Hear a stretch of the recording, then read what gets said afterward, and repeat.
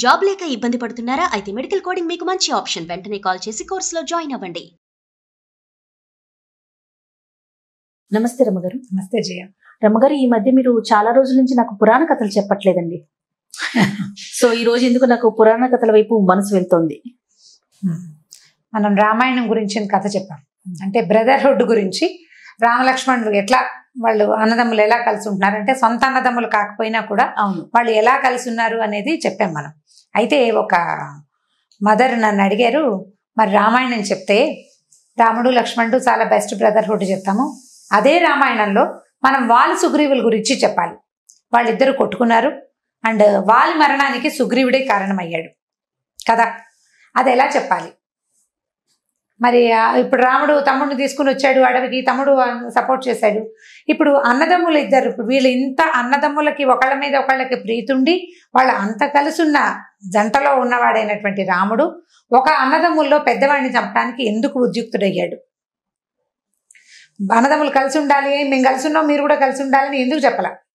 ఆవిడ ప్రశ్న చాలా సూటిగా ఉంది. మెసేజెస్లో కూడా పెట్టారు వాలి సుగ్రీవుల కథ ఎలా చెప్పాలి అని. ఇంకొక ఆవిడ నన్ను అడిగారు అన్నమాట, ఇది ఎలా చెప్పాలండి అని.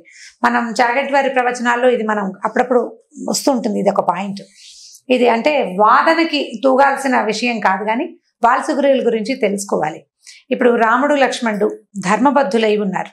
వాళ్ళ తండ్రి పెంపకం చాలా మంచి పెంపకము.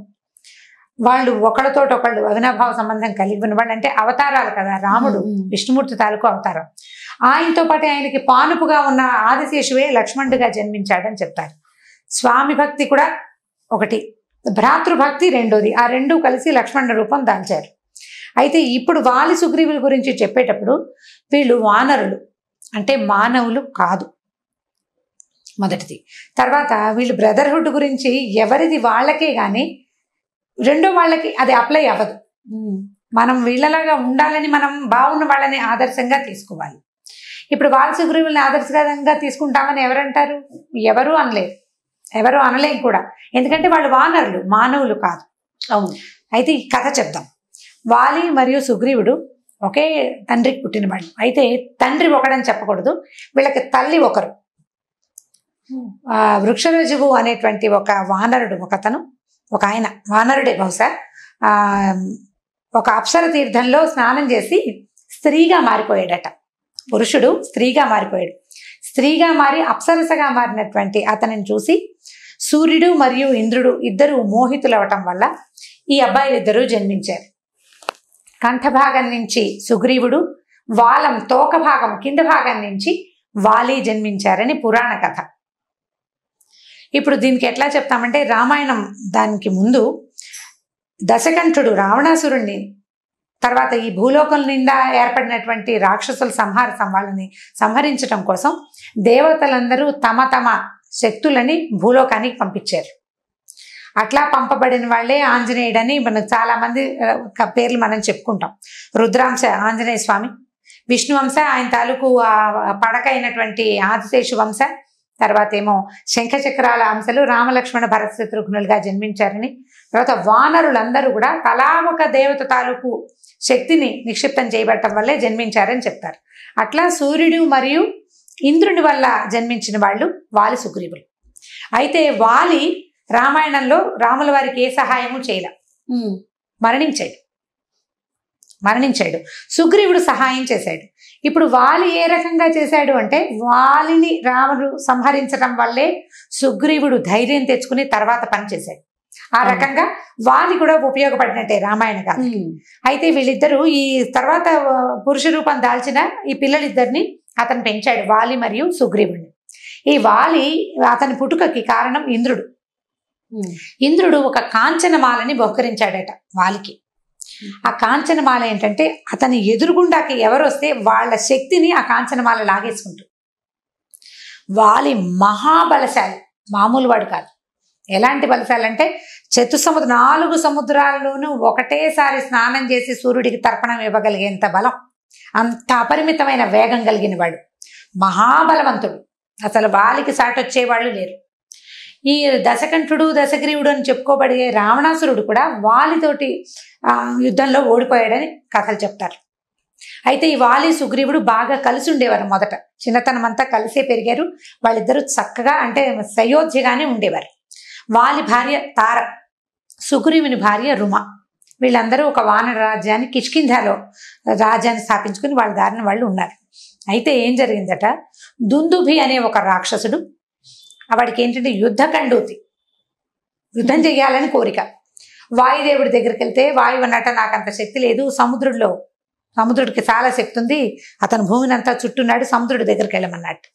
సముద్రుడేమో నా వల్ల కూడా కాదు, నువ్వు ఇలా యుద్ధకండూతి తీరాలంటే, ఈ యుద్ధకాంక్ష తీరాలంటే వాలి మహాబలశాలి, అతను వాయువేగం కంటే హెచ్చు వేగం కలిగిన వాడు, 4 సముద్రాల్లోనూ ఒకటేసారి స్నానం చేయగలిగే సమర్థుడు, అతను మమ్మల్ని జయించాడు, అతనితోటి నువ్వు యుద్ధం చేయొద్దుగానే అని చెప్పాడు. ఈ దుందుభి వచ్చి వాలితోటి యుద్ధం చేశాడు. దుందుభి అంటే అతను మహిషాల రూపంలో ఉంటాడు, 2 కొమ్ములు ఉన్నాయట. ఇతను బాగా అతను యుద్ధం చేసి వాలి ఈ దుందుభిని ఏం చేశాడంటే ఈ శరీరాన్ని బాగా గిర తిప్పి విసిరేశాడట. విసిరేస్తే అది ఋషిముఖ పర్వతం మీద పడింది. ఋషిముఖ పర్వతంలో మతంగ మహర్షి తాలూకు ఆశ్రమం ఉంది. దాంతో ఆయన కోపోద్రిక్తుడై ఇలాగ రక్త మాంసాలు ఓడుతున్నటువంటి ఒక శరీరాన్ని ఇలా ఆశ్రమ వాటికలోకి విసిరేశాడు. వీడు ఈ కొండ కనుక ఎక్కడో తలకాయ పగిలి చచ్చిపోతాడని శపించాడు. దాంతో అతను ఋషిముఖ పర్వతానికి వెళ్ళేవాడు కాదట వాలి. కొంతకాలం ఇలా గడిచే తర్వాత ఈ దుందుభి తాలూకు కొడుకైనటువంటి మాయావి వాలి మీద యుద్ధానికి వచ్చాడు. తన తండ్రిని చంపినందుకు వచ్చేసరికల్లా వాలి సుగ్రీవుడు ఇద్దరు కలిసి వాటితోటి ఫైట్ చేయడానికి, యుద్ధం చేయడానికి బయలుదేరారు. బయలుదేరినప్పుడు ఏమైందంటే ఒక కొండ గుహలోకి వెళ్ళిపోయారట వాలి మాయావి ఇద్దరు. అయితే ఏమైంది, నేను తిరిగి వస్తాను, ముందు వాయావి పరిగెత్తాడు, వాలి అతని వెనకాల కొండ గుహలోకి వెళ్తే వీడిని చంపేసి వస్తాను, నువ్వు ఇక్కడే వేచి ఉండమని చెప్పి సుగ్రీవుడికి చెప్పాడు. ఈ సుగ్రీవుడు ఏం చేశాడు, చాలా కాలం అక్కడ వేచి ఉన్నాడు. ఉండేసరికల్లా అన్న తిరిగి రాకుండా రక్తం కారిందట బయటికి. రక్తం బయటకు వచ్చింది గుహల నుంచి. రక్తం బయటకు వచ్చినా అన్న బయటికి రాకపోయేసరికల్లా అన్నే మరణించాడని భ్రమపడిన సుగ్రీవుడు ఆ కొండ గుహని మూసేశాడట. ఒక రాయితోటి, పెద్ద బండరాయిని అడ్డంగా పెట్టి అక్కడి నుంచి బయటకు వచ్చేసాడు. వచ్చి ఇలా అన్న యుద్ధం చేయడానికి వెళ్ళాడు, అతను రాలేదు, ఇలా నెత్తురు వచ్చింది అని దుఃఖించాడు బాగా. ఈ మంత్రులందరూ ఏమన్నారంటే ఇప్పటికి యుద్ధానికి వెళ్ళే చాన్నాళ్ళు అయిపోయింది, రాజ్యం అల్లకల్లోలంగా ఉంది, రాజు లేకపోతే కుదరదు, ఆయన తర్వాత తమ్ముడివి నువ్వే కదా, నువ్వు రాజు అవ్వమని బలవంతంగా ఈయన్ని రాజును చేశారు. రాజు కనుక అయితే పూర్వరాజు భార్య కూడా ప్రస్తుత రాజును సేవించాలనేది నియమం వాళ్ళ రాజ్యంలో. అప్పుడు ఈయన తార కూడా ఆయనతో పాటే సుగ్రీవుడితో పాటే ఉండిపోయింది. కొంతకాలం గడిచాక ఈ గుహలో నుంచి వాలి బయటకు వచ్చేసాడు. వచ్చేసాడు రాజ్యం దగ్గరికి, తన రాజ్యానికి వచ్చాడు. వచ్చేసరికల్లా సుగ్రీవుడు రాజుగా, తన భార్య అతన్ని పక్కన చూసేసరికల్లా కోపోద్రిక్తుడైపోయి సుగ్రీవుడిని చావకొట్టేశాడు. సుగ్రీవుడు ఎంత చెప్పబోయినా నేను కావాలని చేయలేదు, నీవు బయటికి రాకుండా ఉండడానికి అది అడ్డం పెట్టలేదు, ఇలా రక్తం వస్తే నేను భయపడి చేశానంటే నేను ఒకడి చేతిలో చచ్చిపోతానని నువ్వు ఎలా నమ్మావు? నన్ను బయటికి రానివ్వకుండా ఉంచడానికి నువ్వు గుహకు అడ్డం పెట్టావు, నువ్వు దుర్బుద్ధితోనే మాయోపాయంతో చేసావు, నా రాజ్యాన్ని భార్యని అపహరించావని వాలి శత విధాల సుగ్రీవుడు ఎంత నచ్చజెప్పినా వినలా. అతన్ని కొట్టి బయటికి తోసేసి వాలి వెంబడి పడేసరికల్లా ఈ భయంతో సుగ్రీవుడు పరుగులు తీస్తూ ఋషిముఖ పర్వతానికి వెళ్ళిపోయాడు. ఆల్రెడీ ఋషిముఖ పర్వతం పట్ల ఈ గురించి ఇతనికి శాపం ఉంది. ఋషిముఖ పర్వతానికి ఎక్కడు వాలి, అక్కడ మతంగ మహర్షి ఆశ్రమం ఉంది, ఆయన ఒప్పుకోడు. ఆ కొండెక్కితే గోతలకే పగిలిపోతుంది, ఋషి శాపం ఫలిస్తుంది కదా. అవును, ఇప్పుడు బలశాలి అయిన వాడు బలశాలతో యుద్ధం చేస్తాడు కానీ ఋషిని ఏం చేయలేదు కదా. ఎవడు ఆ శరీరాన్ని ఇక్కడ పడేశాడో బడతలకాయ పగిలిపోతుంది అని చెప్పాడు. అది ఎవడైనా సరే, పాలాక్షుడైనా ఆ మంత్రానికి దొరకాల్సింది ఇక ఆ శాపానికి. ఈ వాలి అందుకని ఇతనికి రాలేదు. రాకుండా ఋషిముఖ పర్వతం మీదకి తమ్ముడిని తరిమేసి వెనక్కి వెళ్ళి తన రాజ్యాన్ని ఏలుకుని తమ్ముడి భార్య అయినటువంటి రుమని తను తీసేసుకున్నాడు, తన జనంలో కలిపేసుకున్నాడు అనమాట. ఇప్పుడు సుగ్రీవుడు చేసింది ఒకటి తప్పు. అది ధర్మబద్ధంగా అంటే అక్కడున్న రాజ్య ధర్మం ప్రకారం జరిగింది. వాళ్ళు చేసింది అది కాదు, క్రూరత్వంతో చేశాడు. తమ్ముడి పట్ల కోపంతో అతన్ని బయటికి వెడలు నడిచి ఇక్కడి నుంచి బయటికి పంపించేసి ఆ భార్యని తను చెరబట్టుకున్నాడు, తన దగ్గర ఉంచేసుకున్నాడు.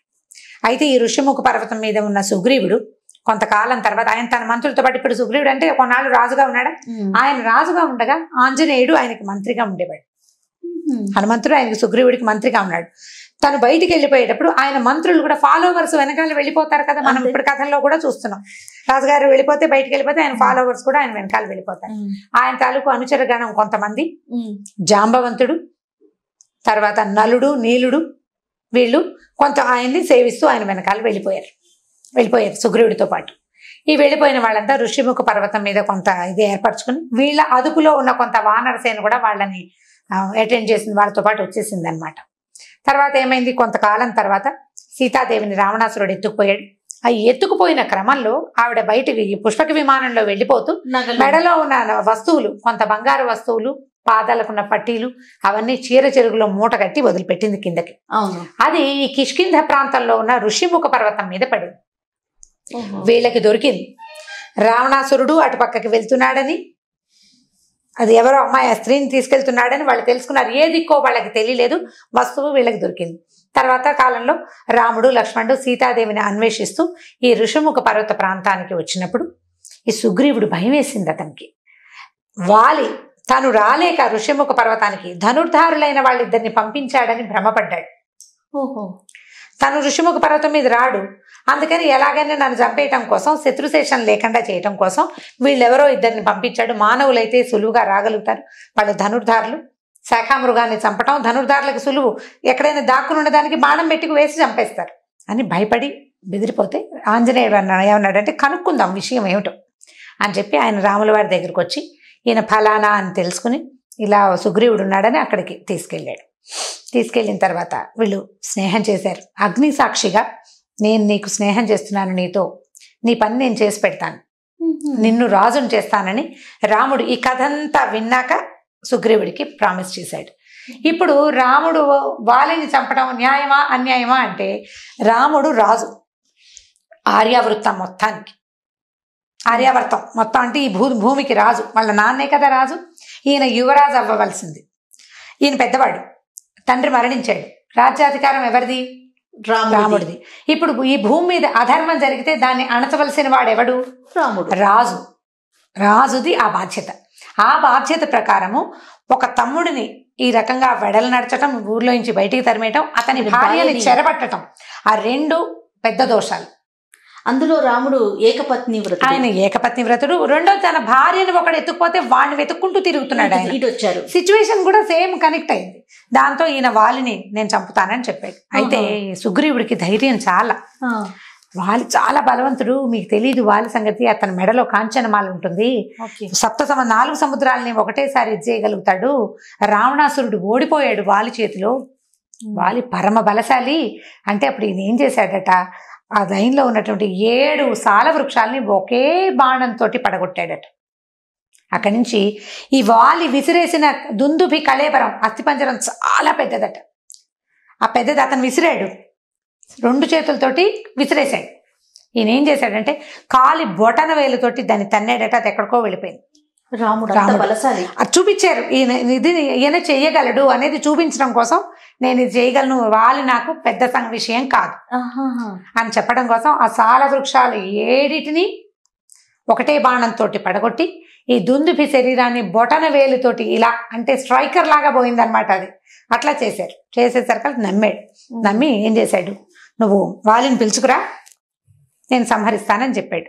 ఈ సుగ్రీవుడు వెళ్ళి వాళ్ళ దగ్గరికి కేకలు పెట్టాడు, నా రాజ్యం, నా భార్యను అపహరించావు, నన్ను ఇట్లా బయటికి పంపేశావు, రా బయటికి రా, మన ద్వంద్వ యుద్ధం చేద్దామని అరిచేసరికల్ ఈ వాలి ఏమిటి వీడికి బాగా తీటగా ఉంది, వీడి సంగతి చూద్దామని చెప్పి భార్యతోటి వచ్చి వీడిద్దరు కలిసి ద్వంద్వ యుద్ధం చేశారు. ఒకళ్ళనొకళ్ళు తోసుకోవటమే, చేతులతోటే యుద్ధం, లేదా చెరుకో కథ పెట్టుకుని యుద్ధం చేశారు వాలి సుగ్రీవులు. ఇప్పుడు బాణం వేస్తానని చెప్పాడు ఈయన, చాటు నుంచి బాణం వేయాలి. వాలి సుగ్రీవులు ఏకగర్భ సంజాతులు ఒకేలా ఉంటారు. వాళ్ళు ఎలా పోలిక ఒకటే. అవును, అదే ఎలా వాళ్ళని ఏం చేయటం, ఇతన్ని గుర్తుపట్టలేకపోయాడు ఆయన రాముడు. ఒకటే వెనక నుంచి చూస్తే ఒకటేలా ఉన్నాయి శరీరాలు. అప్పుడు ఏమైంది, ఏమీ అవ్వలేదు, బాగా దెబ్బలు తిన్నాడు. దెబ్బలు తిని పరిగెత్తేసాడు ఋషిముఖ పర్వతం వైపు. దాంతో వాలి 2 అరుపులు అరిచి, నీకు ధైర్యం లేదు, నువ్వు యుద్ధం చేయలేని వాడివి, ఎందుకు పిలిచావు అని చెప్పి వెనక్కి వెళ్ళిపోయాడు. వెళ్ళిపోతే ఏడుస్తూ సుగ్రీవుడు, అయ్యా ఇలా చేసావు నన్ను, చూడు ఇంత చావు దెబ్బలు కొట్టేశాడు నన్ను, నేను నిన్ను నమ్మితే నువ్వు నాకు ఇదే చేసావు అంటే రాముడు ఏమన్నాడంటే, అయ్యా మీ ఇద్దరిని గుర్తుపట్టలేకపోతున్నా నేను, ఒక పని చేద్దామని ఒక అడవి తీగతోటి మాల అల్లి సుగ్రీవుడి మెళ్ళలో వేశారట గుర్తుపట్టడానికి. అప్పుడు మర్నాడు మళ్ళీ పిలిచాడు. పిలిచేసరికల్లా వీడు మళ్ళీ వచ్చాడు ఏమిటి అని వాళ్ళు బయటకు వస్తుంటే భార్య ఏం చెప్పిందంటే, నువ్వు వెళ్ళొద్దు, నిన్న తన్నులు తిన్నవాడు ఇవాళ పిలుస్తున్నాడంటే వాడికి ఏదో బలం దొరికిందనమాట అని ఆవిడ చెప్పారు. చెప్పింది తార. చాలా తెలివిగల క్యారెక్టర్ ఆవిడది, చాలా తెలివైంది ఆవిడ. నిన్న చావు దెబ్బలు తిన్నాడు, కొన్నాళ్ళ దాకా అసలు వాడు లేవని కూడా లేవకూడదు, అట్లాంటిది లేచి ఇప్పుడు యుద్ధానికి రమ్మంటున్నాడంటే వాడికి ఏదో సహాయం దొరికింది మొదటిది. రెండోది, ఈ ఋషిముఖ పర్వత ప్రాంతానికి ధనుర్ధారులైన వాళ్ళు ఎవరో వచ్చారని వేగుల నుంచి వార్తుంది, వాళ్ళు ఏమైనా సహాయం చేస్తారేమో, నువ్వు వెళ్ళొద్దు అంటే ఆయన ఏమీ లేదు, సుగ్రీవుడికి అంత శక్తే లేదు, మనుషులు మన్నేం చేస్తారు, నన్నేం చేయగలరు, నేను ఎవరినైనా జయించగలిగిన వాడినని ఇతను వేగంగా వెళ్ళాడు. వెళ్ళేసరికల్లా ఈసారి ఏమైంది, ఇద్దరు ద్వంద్వ యుద్ధం చేస్తుంటే దండ మెడలో అడవి పూల మాల ఉన్నవాడు సుగ్రీవుడు, లేనివాడు వాలి. బాణం వేసి కొట్టారు వెనక నుంచి, బాణం తగిలింది, వాలి పడిపోయాడు.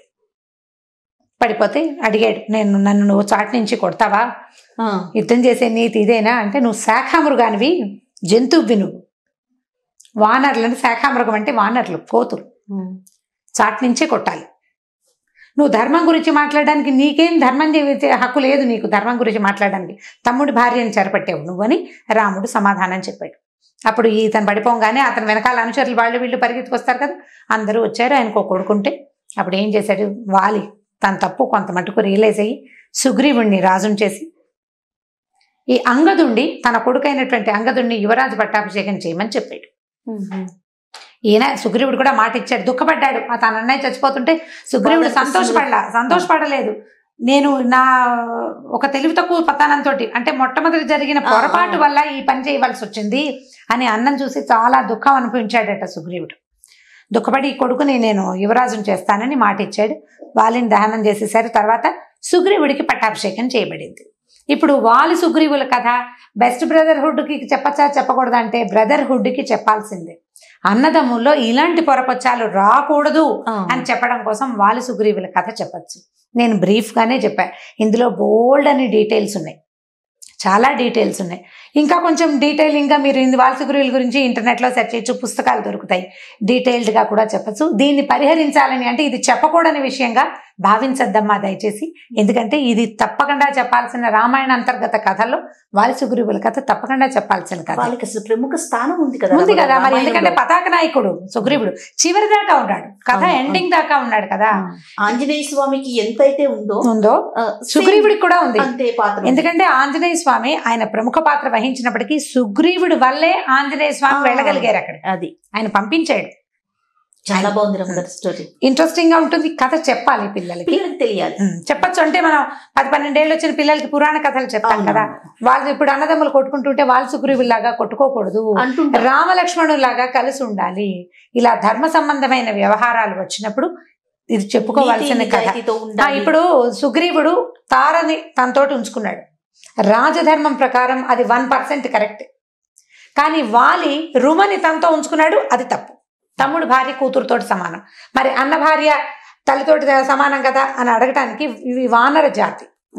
ఆ జాతిలో ఆ రాజుల దగ్గర కూడా అలాంటిది ఉంది. అంటే రాజుగారి భార్య కొత్త రాజుతోటి ఉండటం అనేది అక్కడ ఒక నియమం, సాధారణ నియమమే. అది పూర్తిగా అదే న్యాయమైన సంగతి అని చెప్పలేం, కానీ అది ఉన్నది ఖచ్చితంగా. అందుకని ఇలా జరిగింది. ఎప్పుడు మనం ఎప్పుడైతే ఈ స్త్రీ సంబంధమైన వ్యవహారాలు వచ్చినప్పుడు ధర్మం విచ్చిత్తైపోతుంది.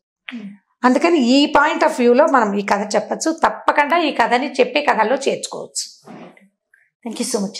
ఓకే జీ. ఈ వీడియో కనుక మీకు నచ్చినట్లయితే లైక్ చేయండి, షేర్ చేయండి. మరిన్ని వీడియోస్ కోసం మా ఛానల్ని సబ్స్క్రైబ్ చేసుకోండి.